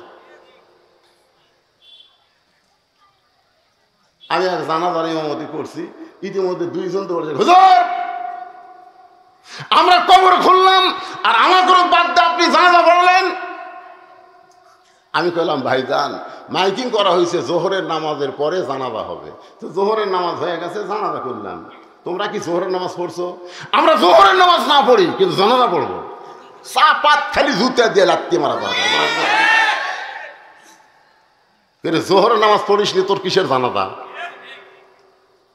জানাজা হলো ফরজে কিফায়া, সবাইকে আদায় করা লাগবে না। গ্রামের 10 জন জানাজা পড়ে কবর দিলেই জানাজা হয়ে যাবে, কিন্তু 5 ওয়াক্ত নামাজ হলো ফরজে আইন, এটা একজন মুসলমান বাদ দিবার পারবে না। ধরে কথা ঠিক? আরে ঠিক ঠিক করতেছি দুবে কারাই, নামাজ ধরা লাগবে কখন? নামাজ ধরা লাগবে কখন রে? বুড়া হলে 7 বছর বয়স থেকে নামাজের তালিম দেওয়া লাগবে, আর 10 বছর থেকে ঘাড় ধরে মসজিদে দিয়ে দেওয়া লাগবে। জোরে জোর কথা বলতে না। 7 বছর থেকে কেমনে নিয়ত করবি, কেমনে হাত বানবি, কেমনে রুকু করবি, কেমনে সেজদা করবি, এই নামাজের তালিম দেওয়া লাগবে। আর 10 বছরও যাবার না চাইলে আর ঘাড় ধরা লাগবে। চ চ, আমি তোর বাপ, আমি নামাজ পড়ি, তুই পড়বি না কেন? জাহান্নামের আগুন থেকে বাঁচতে গেলে শুধু বাবা একলা নামাজ পড়ে বাঁচবে না, তার সন্তানকেও নামাজ ধরাতে হবে। জোরে কোন কথা ঠিক কিনা? আপনি মরার আগে ওসিয়ত করবেন, মসজিদের মুয়াজ্জিন যেন আমাকে গোসল করায় দেয়। আল্লাহ রাসূল বলেছেন, হাসরের ময়দানে একজনের মাথা সবচাইতে আমার উপরে থাকবে। সাহাবেরা বললেন, ইয়া রাসূলুল্লাহ, আপনার মাথার উপরে কার মাথা থাকবে? রাসূল বললেন, সেই ব্যক্তি হলো হযরত বেলাল। হাসরের ময়দানে মুয়াজ্জিনের মাথা আল্লাহ উঁচু করে দিবে। শুধু মুয়াজ্জিনের মাথা উঁচু করবে না, তার মাথায় একটা কুদরতি আল্লাহ নূরের টুপি পরায়া দিবে। তাহলে আপনি মরে গেলে আপনাকে মুয়াজ্জিন গোসল করাবে, এই ওসিয়ত করার দরকার আছে না নাই? দরকার হলে মুয়াজ্জিনকে 5000 টাকা হাদিয়া দিবেন, যে ভাই কখন যে মরম আমি জানি না, আমি মরে গেলে অন্য কেউ যেন চান্স না পায়, তুই আমাকে গোসল করাবো। ঠিক আছে? এরকম ওসিয়ত করার দরকার আছে না নাই? আমরা মাগরিব এবং ফজরের নামাজের পরে পড়ি, আপনারা পড়েন কিনা? হুয়াল্লাহুল্লাযী পড়েন, হুয়াল্লাহুল্লাযী লা ইলাহা ইল্লাহু আলিমুল গায়বি ওয়াশ শাহাদাতি হুয়ার রাহমানুর রহিম। এই আয়াতের মাধ্যমে আপনি কি বুঝাইলেন? গায়েবের মালিককে। আরো জোরে। আপনাদের পাইকারতুলি এলাকায় এরকম কিছু ভণ্ড নাই? আর বাবা বলে গায়েব জানে। বাবা, একটু মনোযোগ দিয়ে শুনবেন। আল্লাহ রাসূল বললেন, ফাতেমা কানতে কানতে তুমি ঢুকলে, এটা আমি জানি। কি জন্য জানি? কারণ মেয়ে তার মাকে কাফনের কাপড় পরাবে, অবশ্যই কানবে। জোরে কোন ঠিক কিনা? কিন্তু হাসতে হাসতে দরজা খুললে, এটা আমি জানি না। ফাতেমা বলে, বাবা আপনি যদি জানতে চান তাহলে আপনি বসেন। সুবহানাল্লাহ। বাবা কি জন্য হাসতে হাসতে দরজা খুললাম, এটা যদি আপনি জানতে চান তাহলে আপনি বসেন। আপনি এখন শ্রোতা আর আমি ফাতেমা হব বক্তা। কে রে সুবহানাল্লাহ জোরে কর না কেন? ফাতেমা কি বলতেছে? আপনি বসেন। হাসতে হাসতে দরজা খুললাম, কেন জানেন না তো বসেন। এখন ফাতেমা বলবে কি জন্য হাসতে হাসতে দরজা খুললো, নবী শুনবে। আচ্ছা আপনারা যারা এখানে বসে আছেন, আপনারা শুনবেন না? কি জন্য ফাতেমা হাসতে হাসতে দরজা খুললো? নবী শোনার জন্য বসেছে রে। আর নবীর উম্মতেরা আপনারা কি বসে থাকবেন? কারা কারা শুনবেন? 2 হাত তোলো, আমার আল্লাহ দেখান তো দেখি। লীল এই পিছনে যারা খাড়া হতো তোমরা হাত তোলো, তোলো। কেন ওটা হাত সাদাটা হাত তোল না কেন? ওরা ওর হাত নাই নাকি? লিল্লাহে তাকবীর, হাত নামান। বাবা এদের মাঝখানে একজন উল্টা সরে বসলো রে। হ্যাঁ, সবাই শুনবেন, আমিও বলবো কোরআন দিয়ে। এমনি এমনি বললে তো হবে না, আল্লাহর কোরআন থেকে বলা লাগবে, ঠিক কিনা বলেন? আপনারা বলেন তো, ফাতেমা কোরআন জানে কি জানে না? কিন্তু বেশি বেশি বয়ান করেন। আপনি গোটা বুখারী পড়েন, মুসলিম পড়েন, সিয়াসাত্তা পড়েন, ফাতেমার একটা হাদিসও পাবেন না। পাবেন? আমি তো হাদিস লিয়ে পাশ করছি, তাফসীর লিয়ে পাশ করছি, কিন্তু মা ফাতেমা থেকে বর্ণিত একটা হাদিসও নেই। কিন্তু মা আয়েশা থেকে বর্ণিত বহু হাদিস আছে। মা আয়েশাকে রাসূল বলেছেন 6 লক্ষ হাদিসের হাফেজা, কিন্তু জান্নাতি নারীদের নেত্রী হবার পারবি না। ফাতেমা একটা হাদিসও বয়ান করেনি, তারপরেও জান্নাতি নারীদের নেত্রী হবি। জোরে কোন কথা ঠিক কিনা? মায়েরা রে, যারা পর্দার অন্তরালে বসে বসে আর শুনতেছেন, একটু শোনেন। আমার বউ হাঁক করছিল, আপনার সাথে হজরত যাবো, এত টাকা আপনি আমাকে নেবেন না? আমি বললাম নবী লাইনি, আর আমি নেবো কেন? মা আয়েশা নবীর সঙ্গে হজে যাবে। আয়েশা বলতেছে, হুজুর আমি আপনার সাথে হজ করবার যাবো। রাসূল বললেন, তোর দায়িত্ব আমি নিতে পারবো না, কারণ হজ করবার গেলে বউ সামাল করা খুবই কঠিন। আব্দুর রহমান বলল, হুজুর আমার বোনটা খুব ছোট, তো ওই যখন বায়না ধরছে আমি লিয়ে যাই। আল্লাহ রাসূল বললেন, তুমি যদি মোহরিম হয়ে লিয়ে যাও আমার আপত্তি নেই। যেখানে মসজিদে আয়েশা আছে, ওই মসজিদে আয়েশার কাছে এসে মা আয়েশা বলতেছে, ভাই আব্দুর রহমান, আমার তো ব্যাটারি ফিউজ। আব্দুর রহমানকে কি হয়েছে? মাসিক ব্যারাম শুরু হয়েছে। কয়দিন লাগবে? কমপক্ষে 7 দিন। হা, তোর দায়িত্ব লিয়া আমার হদি শেষ। ওখানে উঠ নামায়া ওখানে অস্থায় একটা ঘর করে মা আয়েশা পবিত্র হওয়া পর্যন্ত ওখানে থাকলেন। ওইখানে একটা মসজিদ বানায় দিয়েছে, নাম হলো মসজিদ আয়েশা। কতগুলা বেকুব বোঝে না, ওটি থেকে এহরাম বাঁধে। কোন কোন জায়গা থেকে এহরাম বান্ধা লাগবে, এটা হজ যারা করবার দেবে তাকে জানার দরকার আছে না নাই? এহরাম বান্ধার মন চাইলে তাইফে যান, মিকাত আছে তাইফে থেকে। মন চাইলে জেদ্দায় যান, জেদ্দার থেকে মিকাত আছে। আপনি মসজিদ আয়েশার জায়গায় 10 আমরা করছি হুজুর, কুট থেকে করলু হজ করেনি? আপনি আয়েশার থেকে করছেন নাকি? অনেকদিন পর বাইকর তুলে এসে ভালোই লাগতেছে, মাশাআল্লাহ। কিরে যুবকেরা, এই আল্লাহর নবী বসেছে রে। মা ফাতেমা কানতে কানতে দরজা কেন খুললো? আপনারাও বসে থাকেন। আর এই গোরস্থানের জন্য মাত্র 10টা মিনিট আমি আপনাদের কাছে ব্যাগ দিব, রুমাল দিব, যে যা পারেন এই জান্নাতুল মাওয়া গোরস্থানের জন্য আল্লাহর রাস্তায় আপনারা দান করবেন। এখানে 50,000 টাকা দান করার লোক আছে, 20,000 টাকার আছে, 10,000 টাকার আছে। কিন্তু তাদের কাছে আমি পরে চাচ্ছি, আপনাদের কাছে যারা 10 টাকা, 20 টাকা, 50, 100 টাকা দেবেন, দূর দারাজতে গাড়ি ঘোড়া নিয়ে আইছেন, আপনারা মাহরুম হবেন না। কারণ গোরস্থানের একটু মাটি বায়না করে রাখ, কখন যেন আসতে পারে তোমার মরণেরই ডাক। যারা মাহফিল কমিটির যুবকেরা আছে, বাবা ব্যাগটা ভিতরে ঢোকে, যে যা পারবে খুশি মনে আপনারা আল্লাহর রাস্তা দেবেন। মনে করবেন এটাই আমার জীবনের শেষ দান। হ্যাঁ, এইরকম মনে করে আপনারা দান করবেন, যে এরপরে হয়তো দান করার হায়াত আমার আর নাই, এই মনে করে দান করবেন। যার বাবা মারা গেছে, মা মারা গেছে, এই যুবকের, এরা কি ব্যাগালা যুবক নাকি রে? দোয়া কবুল হওয়ার পরে কেউ কি কান্দে নাকি? সংগঠনের উপদেষ্টা 5,000 টাকা। তার নাম কি? শফিকুল ইসলাম। এত ছোট নাম তো, আপনার নাম করে দেন। শফিকুল ইসলাম শফিক উপদেষ্টা সাহেব 5,000 টাকা দান করেছে। আল্লাহ তার দানকে কবুল করে, আল্লাহুম্মা আমিন। আমার মায়েদের মধ্যে আদায় করতে গেছে, এই জন্য মায়েদের 2 মিনিট একটা ওয়াজ করি। সেই মায়ের নাম কি? ফাতেমা। জোরে বলেন, নাম কি? ফাতেমা। আলী বলতেছে দোয়া কবুল হয়েছে, তা কান্দো কেন? বলে কি দোয়া কবুল হয়েছে শুনবেন না? বলে আবার কি দোয়া? বলে আল্লাহ কবুল করেছে, পর্দার মধ্যে আমার মৃত্যু দিবে। আলী হাসি আর কয়, পাগলি রে, সারা জীবন পর্দা করলে পর্দার মধ্যে মরবা, তাহলে আবার কান্দার কারণ কি? ফাতেমা বলে, স্বামী গো, আমার সেই মৃত্যুটা কবে হবে সেইটা কি জানেন না? আলী মুসকে মুসকে হাসি আর বলে, ফাতেমা, মৃত্যুর কথা কেউ বলতে পারবে না।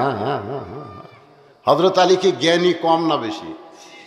হ্যাঁ, বেশি জ্ঞানী হওয়ার কারণে বলতে, ফাতেমা, কে কখন মরবে এটা দুনিয়ার কেউ বলতে পারে না। ফাতেমা বলে, স্বামী গো, আল্লাহ যদি আমাকে জানায় আল্লাহ পাক আমাকে জানাইছে আজকে গভীর রাত্রে ফাতেমার মৃত্যু হবে। জিয়ালি দাঁড়ায় ছিল, বিবির মৃত্যুর কথা শুনে মাটিত পড়ে গেল। ফাতেমা আস্তে করে স্বামীর মাথাটা উরাতের উপরে নিয়ে মুচকি মুচকি হাসতেছে। সুবহানাল্লাহ। মরে যাবে গভীর রাত্রে, সেই ফাতেমা হাসতেছে। আলী বলে, ফাতেমা গভীর রাত্রে মৃত্যুবরণ করবার তুমি হাসতেছো? ফাতেমা বলে, স্বামী গো, হাসার কারণ হলো এই দুনিয়া থাকার জায়গা না। যতই বিল্ডিং করো, বাড়ি করো, যতই কিছু করো, এই দুনিয়া থাকার জায়গা না। এই দুনিয়া হলো আসলে যাইতে হবে। আপনাদের কি ধারণা, থাকবেন না যাবেন? হ্যাঁ, যে সুন্দর করে ডেকোরেশন করছেন, ঘাড় কাজ করে দেখা লাগতেছে কয়তল। যাওয়ার কথা মনে আছে? ফাতেমা বলে, স্বামী গো, আমি চলে যাওয়ার পর আমার 3টা চাওয়া পুরা করবেন। 1 নম্বর চাওয়া হলো গভীর রাত্রে আমাকে দাফন করবেন। আমি রাত্রেবেলা মরবো, দিনের বেলা কবর দিলে আমার পর্দার খেলাফ হয়ে যাবে। সুবহানাল্লাহ। 2 নম্বর চাওয়া হলো আমার লাশটা কোনো জানাজার ব্যবস্থা করবেন না, কারণ আমি জানি স্বামীর দোয়াই বইয়ের জন্য যথেষ্ট। কোটি কোটি মানুষ যদি বলে ফাতেমা ভালো, আর আপনি যদি বলেন ভালো না, তাহলে ফাতেমার ভাগ্য বড় খারাপ হয়ে যাবে। আর দুনিয়ার সব মানুষ যদি বলে নবীর মেয়ে ফাতেমা খারাপ, আর আপনি যদি বলেন আমার বউ ভালো, এক স্বামীর সার্টিফিকেটে ফাতেমার 8টা জান্নাতের দরজা খুলে গেল।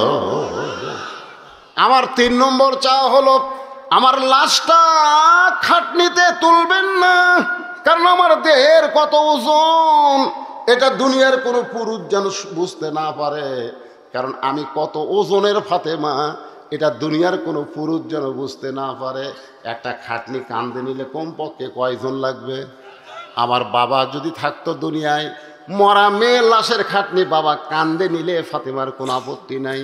আমার হাসান হোসেন যদি বড় হইতো, মায়ের লাশের খাটনি কান্দে নিলে কোনো সমস্যা নাই।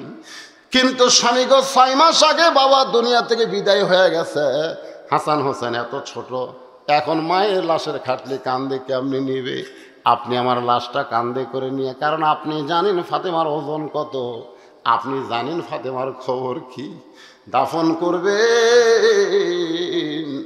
গভীর রাত্রে হযরত আলী দাফন করার পরে আল্লাহ বলতেছে, জোরে কোন কাক, ও মাবুদ, তোমার বান্দি ফাতেমা সারা জীবন পর্দার মধ্যে ছিল, কষ্টের মধ্যে থাকার পরও স্বামীরে কষ্ট দেয় নাই।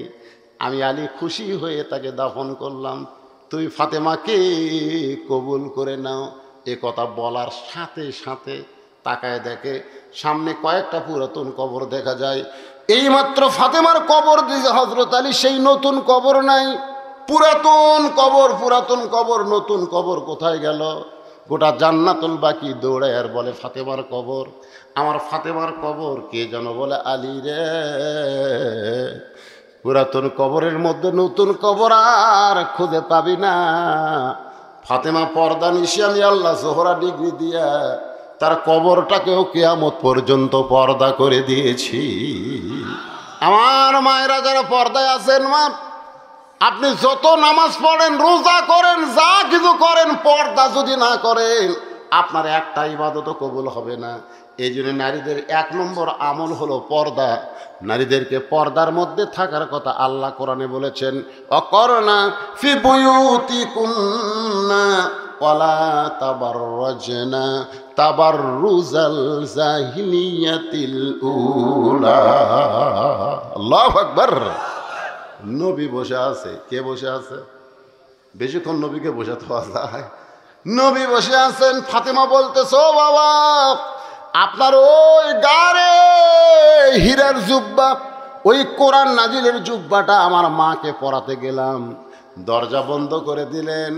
আমার মাকে জুব্বাখানা পরাতে গেলাম। ইয়ানজুরু বিনূরিল্লাহ ইত্তাকু ফিরাসাতাল মুমিনিনা ইয়ানজুরু বিনূরিল্লাহ। ফাতেমা বলতেছে, আমি নূরের চোখে তাকায় দেখি আপনার জুব্বা পরার আগে আল্লাহ আমার মাকে জান্নাতের পোশাক পরাইয়া দিছে। যেই বলেছে আয়ানজুরু বিনুরিল্লাহ, আমি নূরের চোখে দেখি, আপনার এই গাড়ে হীরার কোরআন নাজিলের জুব্বা পরানোর আগে আল্লাহ আমার মার শরীরে জান্নাতের পোশাক পরায় দিছে। সঙ্গে সঙ্গে নবী কান্না শুরু করে দিলেন। ফাতেমা বলে, বাবা আমার মায়ের শরীরে জান্নাতের পোশাক, এইটা শোনার পরে আপনি কেন কাঁদেন? রাসূল বলে, ফাতেমা এই কান্না কোনো দুঃখের কান্না নয় মা, এই কান্না কোনো কষ্টের কান্না নয়, এই কান্না হলো আমার জীবনের সব চাইতে আনন্দের কান্না। তুই কি জানিস ফাতেমা, সর্বপ্রথম এই পৃথিবীতে আমাকে নবী বলে স্বীকার করেছে সেই মহিয়সী নারীর নাম কি? জোরে কন না কেন? আমি তিনটা কথা ওয়াজে বলে থাকি। এক নম্বর কথা হলো, ডাক্তারের বইয়ের সিজার লাগে না। এ যত সিজার চলতেছে, কোনো ডাক্তার তার বউকে সিজার করায় না। কি কারণে জানেন? সিজার করলে বাচ্চার ক্ষতি, মায়ের ক্ষতি। আর একটা কথা হলো, মৌলানাদের বাড়িতে কোনো দিন মিলাদ হয় না। যারা মৌলবি এরকে বাড়িতে কোনো দিন মিলাদ হয় না, ওরা পরের বাড়িতে পড়ায় কিন্তু নিজের বাড়িতে হয় না। আর একটা সত্যি কথা হলো, পীরের বউ মুরিদ হয় না। কার বউ? পীরের বউ। কারণ পীরের বউ জানে আমার পীর মাঝে মধ্যে মুরিদের বইয়ের দিকে চোখ টেরা করে তাকায়, এই লুচ্চার হাতে মুরিদ কি হল। কিন্তু নবীর হাতে সর্বপ্রথম তার বিবি ঈমান গ্রহণ করেছে। এখান থেকে প্রমাণ হলো পীর ধরা, ও ধরা, বাবা ধরা একটাও ধরা চলবে না। ধরতে হবে লাকাদ কানা লাকুম ফি রাসূলিল্লাহি উসওয়াতুন হাসানা। জোরে বলেন কথা ঠিক কিনা? আমার নবীর বাইরেও যেমন, ভিতরেও তেমন। আমার নবীর ভিতরের কথা সব বিবিরা বলে দিছে, ভিতরের খবরও আমাকে আমল। জোরে কোন কথা ঠিক কিনা? আল্লাহ রাসূল বলে, ফাতেমা সর্বপ্রথম তোমার মা আমার হাতে ঈমান গ্রহণ করেছে, এই কারণে আল্লাহ হয়তো তাকে জান্নাতের পোশাক পরায় দিছে, নিজের হাতে কবরের মধ্যে নামায় দিচ্ছেন। দু চোখ দিয়া দর দর করে পানি পড়তেছে। আবু বকর বলে, ইয়া রাসূলুল্লাহ আপনি নবী হয়ে যদি এমন করে কাঁদেন তাহলে আমরা কেমনে সহ্য করব? রাসূল বলে, আবু বকর যেই খাদিজাকে আমি কবরের মধ্যে নামাইতেছি, খাদিজা আমার শুধু বিবি না, এই খাদিজা ছিল আমার দরদ। আবু বকর রে, দুনিয়ার কেউ জানে না, যত রাতে আমি ফিরে আসি না কেন, তখন তো আর ঘড়ি ছিল না, কোনোদিন একটা, কোনোদিন দুইটা, কোনোদিন রাত তিনটা, এক এক দিন এক এক রাত হতো। কলেমার দাওয়াত দিয়ে যখন দরজায়, সঙ্গে সঙ্গে খাদিজা দরজা খুলে দেয়। আমি বলতাম, খাদিজা আপনি কি ঘুমান না, আপনি কি ঘুমান না?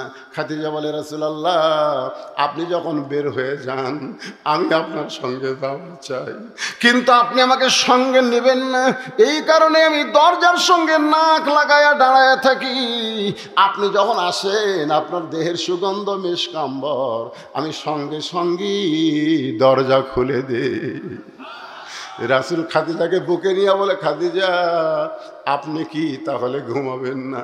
খাদিজা বলে, নবী গো যেদিন আমার মরণ হবে সেদিন আপনাকে ছাড়া আমি ঘুমায়া যাব। রাসূল বলে, সাহাবীরা রে, আমার খাদিজা আমি না ঘুমাইলে কোনোদিন ঘুমাই না, আজকে সেই খাদিজাকে কবরে রাইখা দিলাম। কবরে মাটি দেওয়ার পরে সবাই যখন চলে যায়, আল্লাহর নবী খাদিজার কবর থেকে নড়েন না। ঘন্টার পর ঘন্টা কবরের পাশে দাঁড়ায় থাকেন। মুনকির নাকিরের তিনটা প্রশ্নের উত্তর খাদিজা দিবার পারবে না, খাদিজার পক্ষে আল্লাহর নবী দিবে।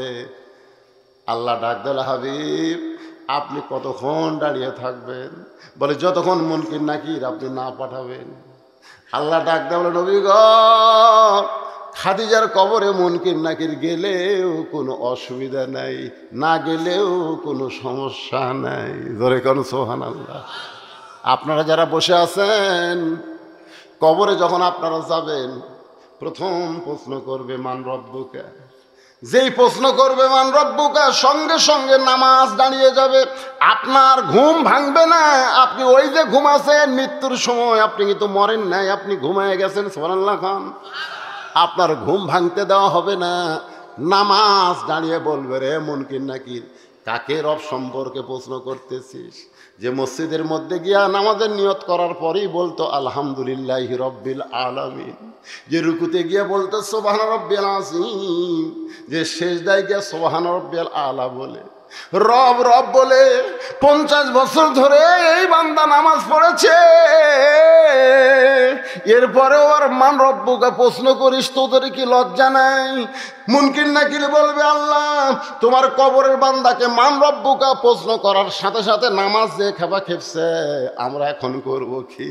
আল্লাহ কয়, মুনকির নাকির রে, আমার যেই বান্দার নামাজ নিয়ে কবরে আইছে, ওই বান্দার রবের উত্তর হয়ে গেছে। যারা নামাজ ছাড়া কবরে যাবি, নামাজ ছাড়া যারা যাবি, ওদের একটা গান নাই, যদি ফুলগুলো হাই অভিমানে ঝরে যায়, আমি মালা গেথে বলো কারে পরাবো, সে যে কেন এলো না, কিছু ভালো লাগে না, কবরে আসুক তরে হিয়া। যা কবর যা, আছে না নাই? এই যুবকেরা, মাগরিবের সাক্ষী করছো জানি না, ফজর থেকে বাকি জীবনে একটা ওয়াক্ত নামাজ আর বাদ দিও না। আল্লাহ তাআলা অতীতে যত নামাজ পড়ো নাই, নামাজ না পড়ার সব গুণ আল্লাহ মাফ করে দিবে। ধরে কোন কথা ঠিক কিনা? যখন 2 নম্বর প্রশ্ন করবে, অমা দিনুকা, তোমার দিন কি? আপনার ঘুম ভাঙবে না তো? আপনার ঘুম ভাঙবার দিবে না। মান সাআলাল্লাহু তাআলা আশ-শাহাদাতা বিসিদকিন বাল্লাগাহুল্লাহু মানাজিলাশ শুহাদা ওয়া ইম্মা তাআলা ফিরাশিহি, রাওয়াহুল বুখারী কিতাবুল মাগাজি। আপনি ঘুমায়ে থাকবেন, ইসলামী আন্দোলন, আপনি কোরআন বিজয়ের দল করছেন, ওই দল খাড়া হয়ে বলবে, এই মুনকির নাকির, কাকে দিন সম্পর্কে প্রশ্ন করতেছিস? এই বাংলাদেশে দিন প্রচার করার জন্য জেলত গেছে। এই চোর ডাকাতের বাড়ি পুলিশ যায়নি রে, এরই বাড়ি পুলিশ গেছে। এই দিন কায়েমের জন্য বাড়ি ঘর ছাড়া আলুর বাগুর ঘুম পাড়ছে। এই দিন কায়েমের জন্য এই কত কষ্ট করছে, ও আবার দিন সম্পর্কে প্রশ্ন করতেছিস? মুনকির নাকির কয়, আল্লাহ দিন সম্পর্কে অমা দিনুকে প্রশ্ন করার সাথে সাথে ইসলামী আন্দোলন যে খেপা খেপছে, আল্লাহ বলে যার জীবনে ইসলামী আন্দোলন আছে তার 2 নম্বর প্রশ্নের উত্তর হয়ে গেছে। সুবহানাল্লাহ। জোরে এখন মিয়া, জোরে এখন।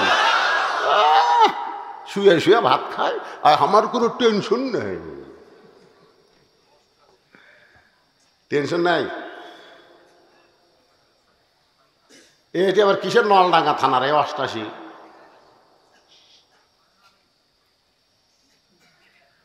মনে মনে কষ্ট পাচ্ছেন? 3 নম্বর প্রশ্ন হবে, অমান নাবিউকা, তোমার নবী কে?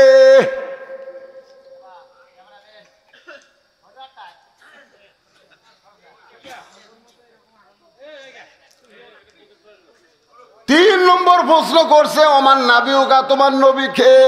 নবী দূর থেকে দৌড়ে এসে, সুবহানাল্লাহ খান, আপনার কব্বরের মধ্যে নবী আসবে রে পাগলারা, নবী আসবে। সুবহানাল্লাহ খান না কে? এসে বলবে, এই মুনকির নাকির, কাক নবী সম্পর্কে প্রশ্ন করতেছিস? কাক?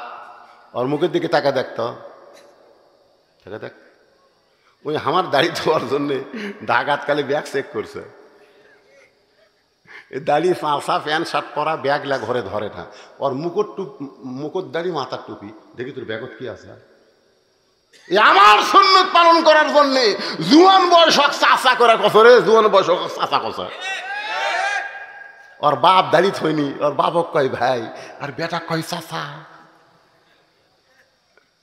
আছে না নাই? আমার সুন্নত নিয়ে কবরে আছে। ওই নবী বলার আগে আমি ওকে উম্মত হিসাবে কবুল করে নিলাম, এখন কি করবো ক? তা আপনারা কি মনে করতেছেন মুনকির নাকির প্রশ্নের উত্তর দিবি? আপনার ঘুম ভাঙবে না, আপনি ঘুমায় থাকবেন। ইসরাফিল সিংহায় ফুৎকার দিলে কেবল এক কাতের ঘুমবি। কয় কাত? আমি তো রাত্রে 4-5 কাত ঘুম পাড়ি। বউ কয় আপনি এত লড়েন খা, মানে গাছুন খাইতো আর মাত্র 1 কাত। জোরে কোন কয় কাত? কে রে সিংহাসনে ফুঁক দিয়ে আমার ঘুম ভাঙালো? এত তাড়াতাড়ি ঘুমকে ভাঙালো? কেরামান কাতেবিন বলবে কি কর ভাই, 1 কোটি বছর হচ্ছে, এখন কিয়ামতের জন্য সিংহাত ফুঁক দিছে, উঠেন জান্নাত যান। আর এক হাদিসে আছে উঠাই বলবি কে রে অজুর পানি কোনটি রে, জোহরের নামাজ পড়বো। আর আল্লাহ করবো এই পানি দিবে নাকি জোর নাচ পড়বো। 1 কোটি বছর ঘুম পারে উঠাকে জোর নাচ পড়বো, নামাজ সে আর জান্নাত যান।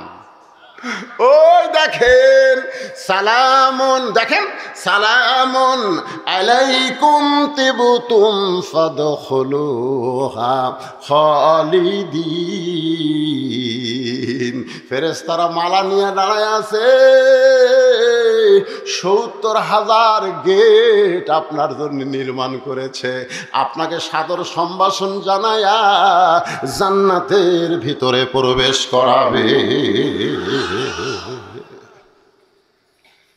সামান্য দুনিয়ার মোহে আমরা পাগল হয়েছি ভাই, মরা যখন লাগবেই তাহলে আজকের এই আলোচনা আমাদের আমল করার দরকার আছে না নাই?